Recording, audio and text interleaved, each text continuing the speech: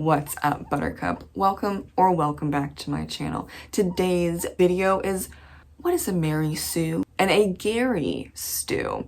I know you've heard Mary Sue term tossed around before in movies and in literature spaces, but what does it actually mean?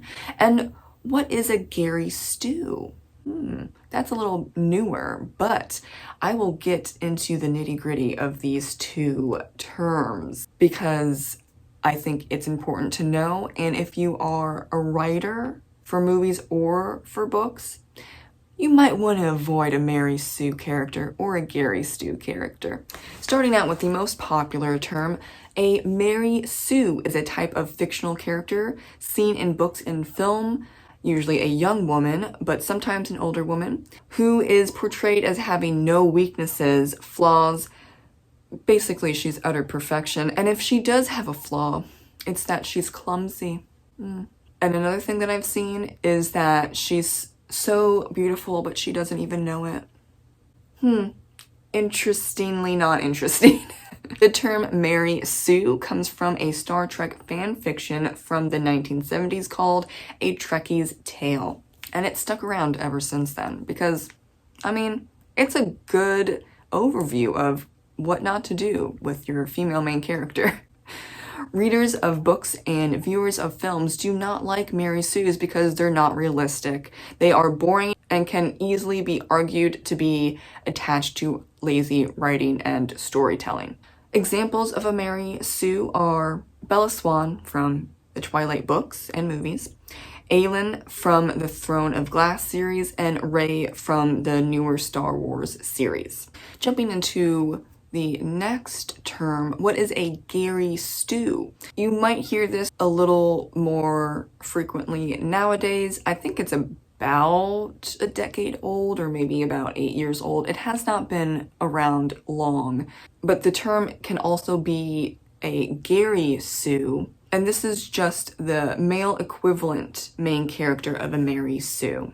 It's seen in film and literature somewhat often nowadays, and going backwards as you analyze older books and movies, you can see that there are Gary Stus in older works, of course. Gary Stu is perfect in every way possible, with no flaws, no weaknesses, and just can do no wrong. He's also often very smart and very strong, and everyone adores him.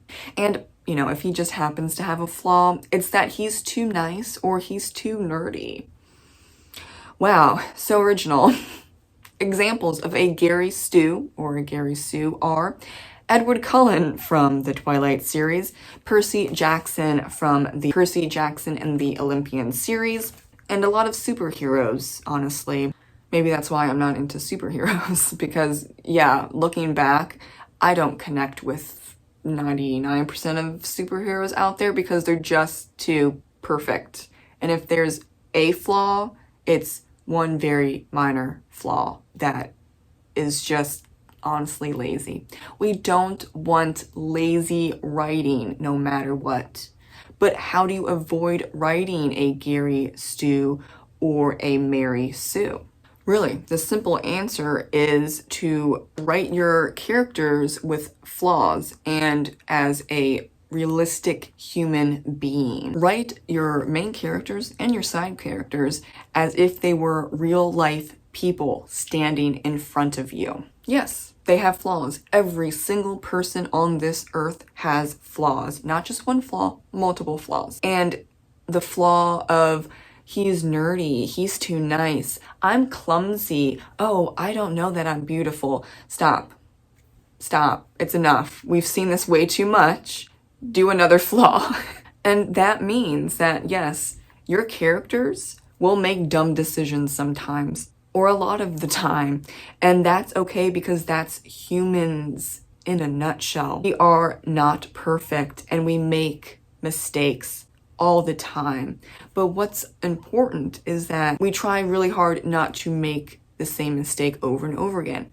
But it's true, we don't always learn. And that shows in and of itself a flaw of not just your main character, but of the human condition. And though that might annoy readers or viewers of your film, it's at least realistic and they can relate to that character. Another huge thing is giving your main character and your side characters personal agency, even in times when it's not possible. You are writing a main female character set during the Tudor era. Yes, women had a very difficult time in the Tudor era. They did not have the same rights as we do in the 21st century, but they still have some type of agency, even if they are small decisions spread across, for example, 5 years. That still counts as personal agency. How they react is important. What are their actions? What do they feel? What do they believe? What are their values? You need reaction and logic and emotions running around your story and even in the mind of your character. And it won't always be fun or pretty, but that's life.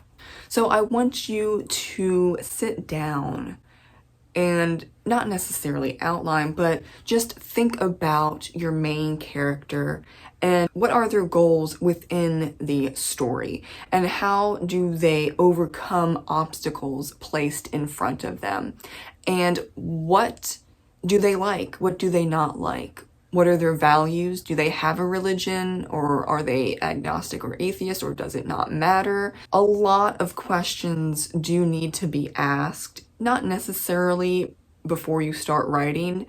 I am a intuitive discovery writer, so I write as I go, but especially during the editing process, to have a more fleshed out character that moves the story forward and doesn't confuse people or doesn't upset people because you've written a Mary Sue or a Gary Stu. Just think on that and change it in the editing process.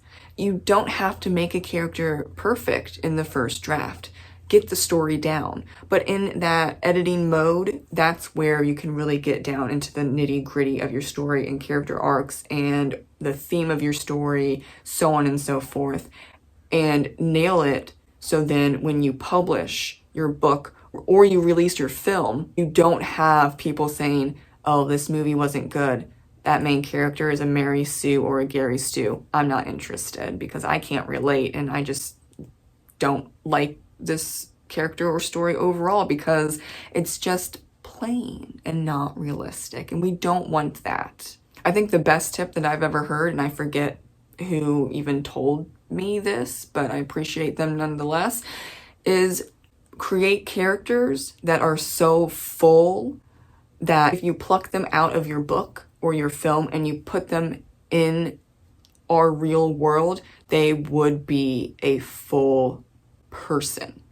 Treat every character as if they were real. Thank you so much for watching my discussion and overview about what a Mary Sue and a Gary Stu mean and how to avoid writing those characters. Thank you so much for watching again, and I will see you in the next video. Bye!